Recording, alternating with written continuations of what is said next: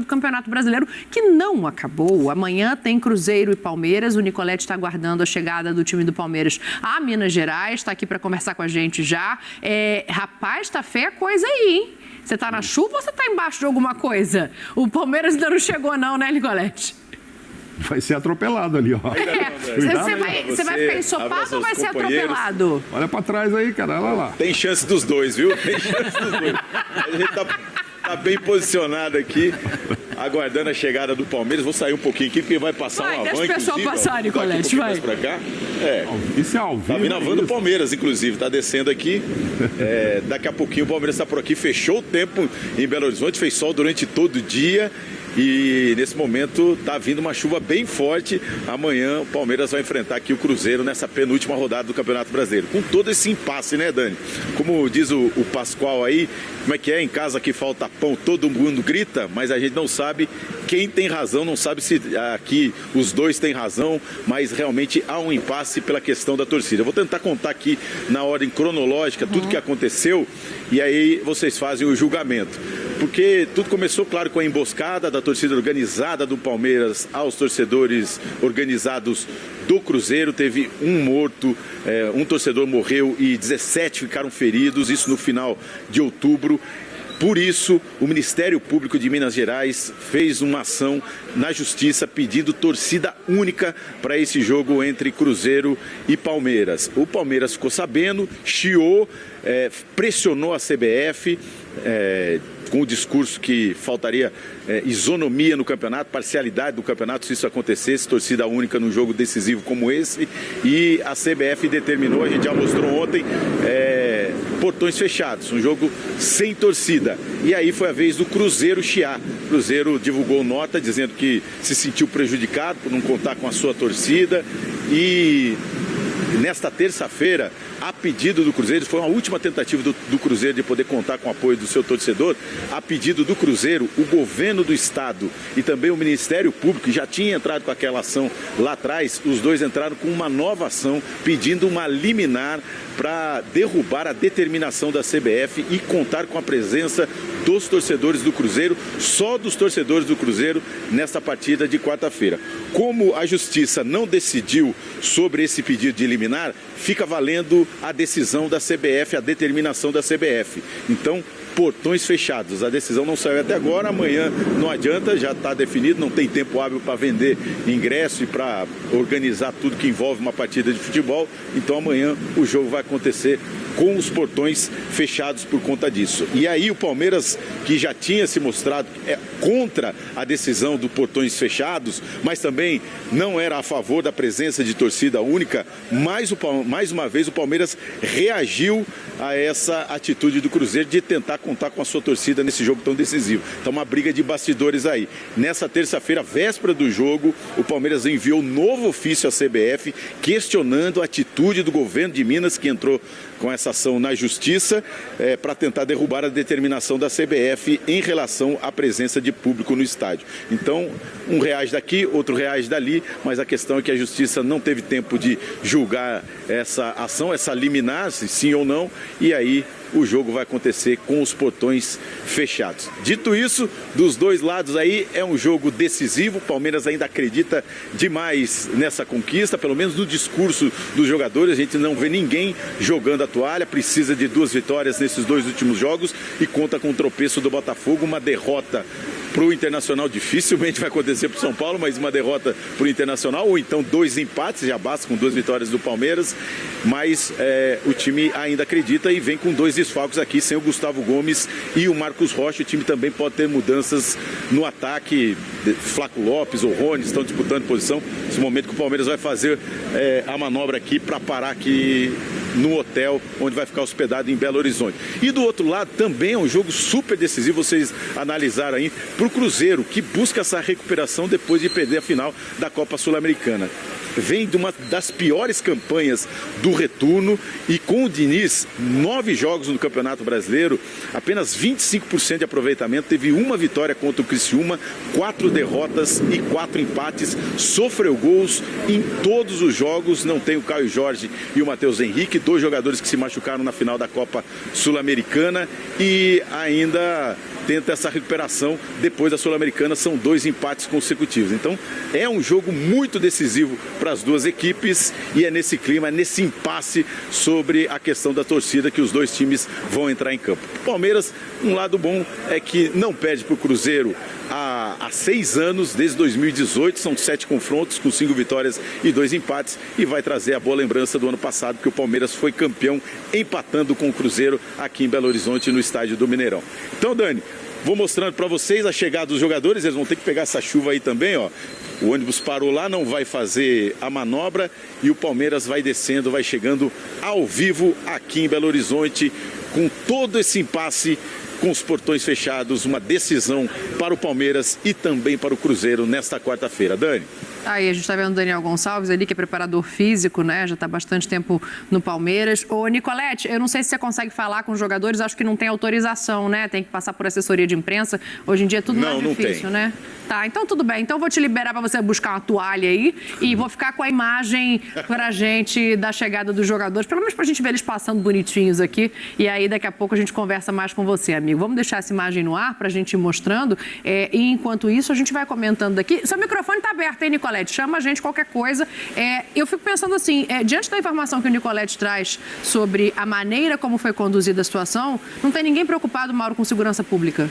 Tá todo mundo preocupado em colocar a própria torcida no estádio, o que é uma pena. Porque se a gente não tem educação suficiente para não matar ninguém por causa de futebol, a gente tem que ter punição suficiente para que se entenda que esse não é um bom caminho, né?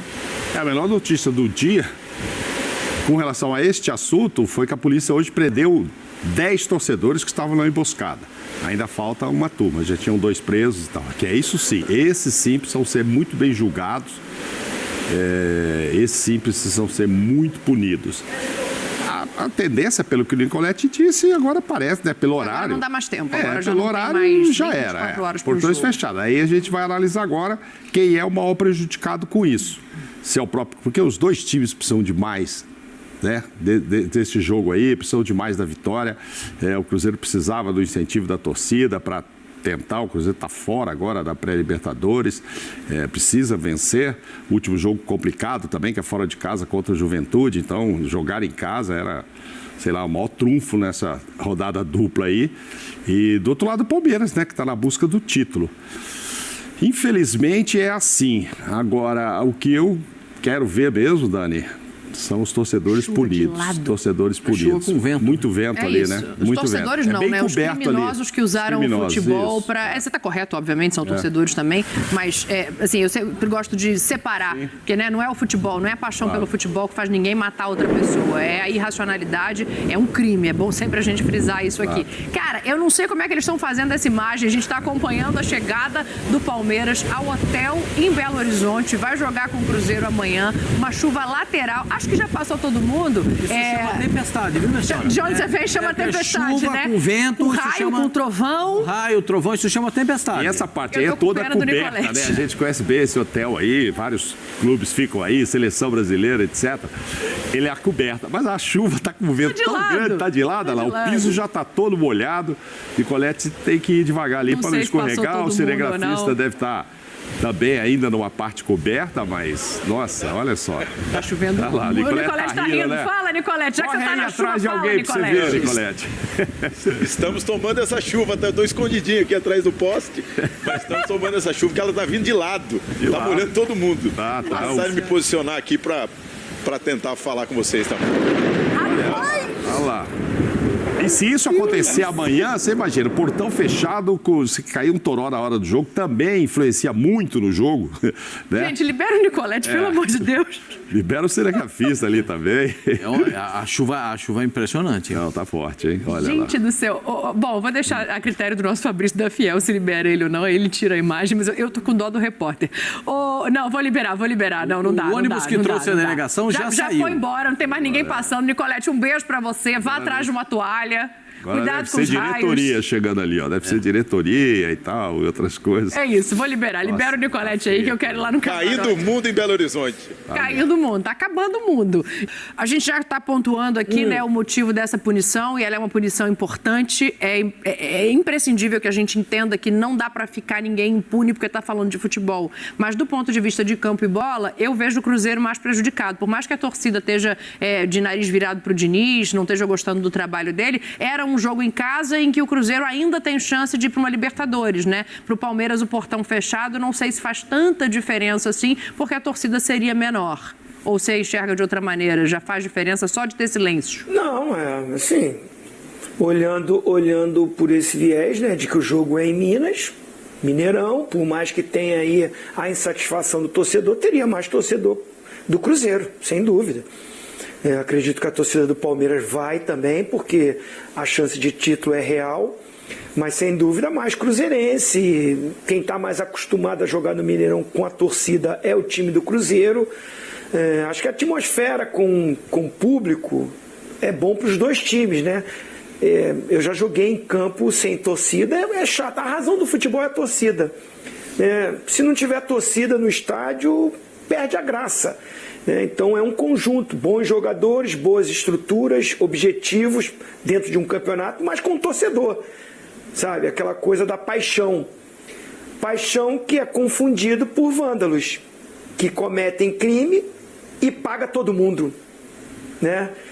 Porque assim, esses caras que participaram, foi longe do Mineirão a briga, foi longe do Allianz Parque, foi no meio da rua e não é a primeira vez. Essas duas torcidas organizadas têm esse conflito, esse confronto, acha que isso é defender seu clube. Não é. Não é. Não é. Isso é crime mesmo. Você tentar matar uma outra pessoa, porque não é coisa de ficar trocando palavras, aquela coisa de um pegando no pé do outro. Não. Eles vão para matar.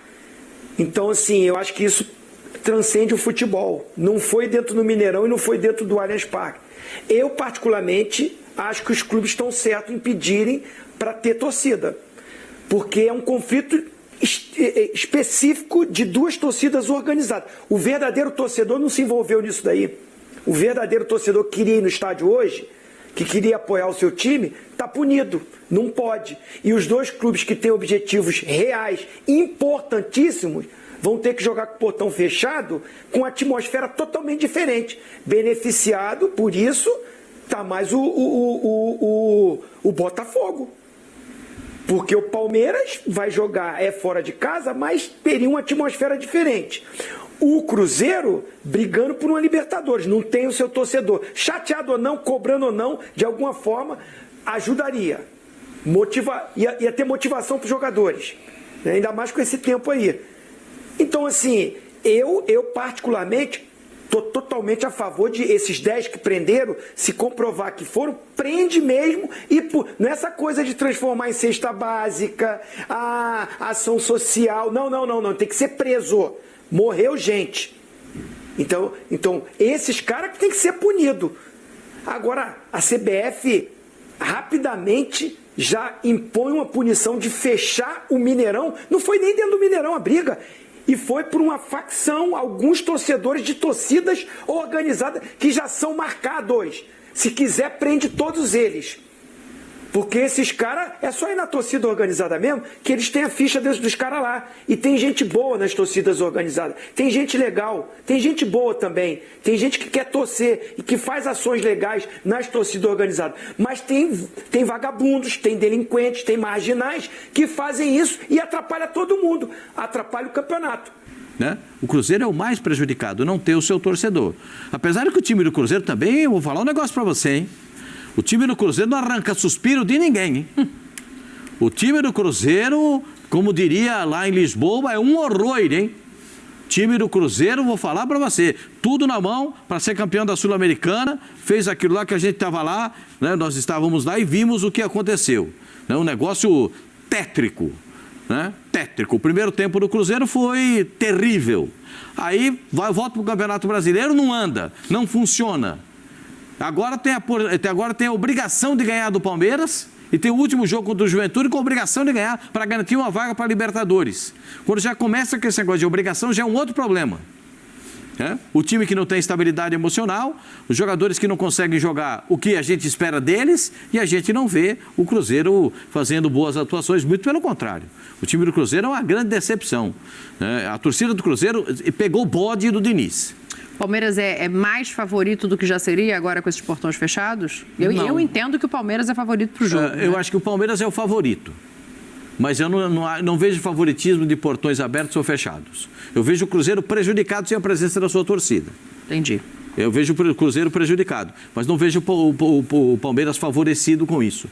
O Palmeiras precisa dar uma satisfação para o seu torcedor também. Perder em casa para o Botafogo, do jeito que foi, o Palmeiras precisa dar uma satisfação para a sua torcida.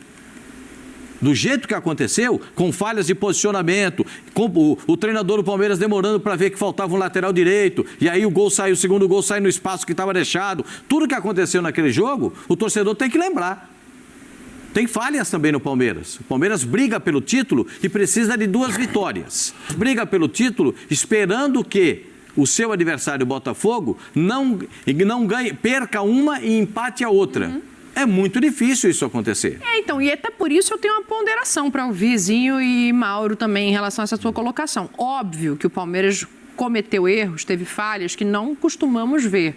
Mas a gente está falando do outro lado do Botafogo, que a gente está intitulando aqui há algum tempo como o time que joga o melhor futebol do Brasil, como o time que acabou de ser campeão da Libertadores, com um elenco que encaixou nas mãos de um treinador. Então, eu não vejo, por mais que agora tenha ficado difícil pro título... Tem elogiado o Dom Carlo Ancelotti. Exatamente. Hoje, Aí, ó, o Botafogo... No modo multiverso. Não, tem que guardar, não pode gastar, isso é um absurdo, tem que ser aí com o pé no chão. Mas agora... você propõe que o Palmeiras gaste uma grana, porque afinal vai ganhar muita grana. Agora eu vou te trazer números do mês de outubro do Palmeiras.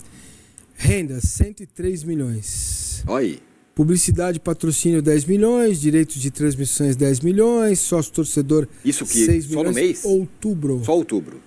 Arrecadação social, 5,8 milhões. Bom, só essa brincadeira aí pagava o déficit de São Paulo. Muito bem. Nós temos aqui, no balancete de outubro, 65,8 milhões de superávit. Só em outubro, tá?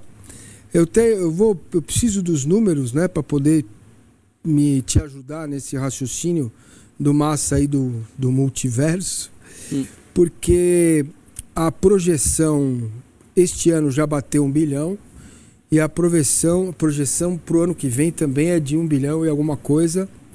Superávit esse ano de 200 milhões de reais.